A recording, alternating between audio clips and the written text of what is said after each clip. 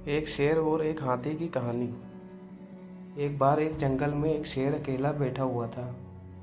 वह अपने बारे में सोच रहा था कि मेरे पास तो तेज धारदार मजबूत पंजे और दांत हैं, साथ ही मैं एक बहुत ही ताकतवर जानवर भी हूँ।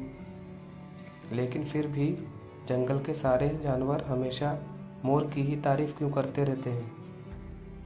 दरअसल शेर को इस बात से बहुत जलन महसूस होती थी कि सभी जानवर मोर की तारीफ करते थे।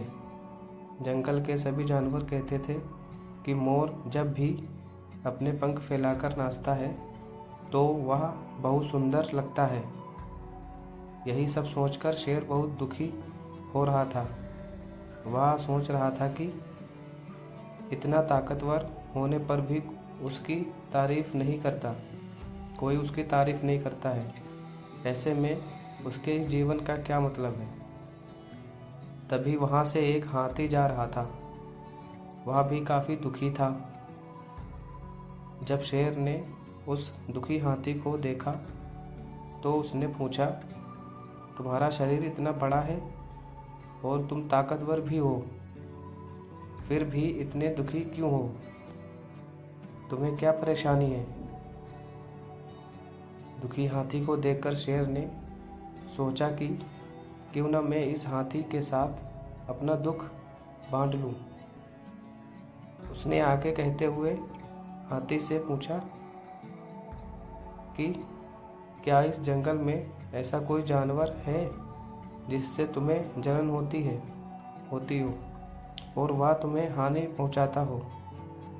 शेर की बात सुनकर हाथी ने कहा, जंगल का सबसे छोटा जानवर भी मुझ जैसे बड़े जानवर को परेशान कर सकता है।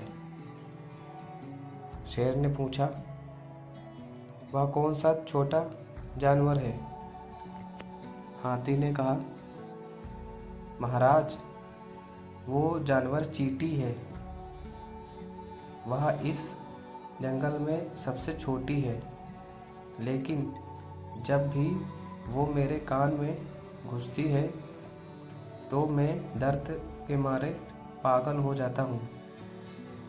इस तरह शेर को यह समझ में आ गया कि उस जैसे ताकतवर जानवर में भी खूबियों के साथ कमियां हो सकती हैं।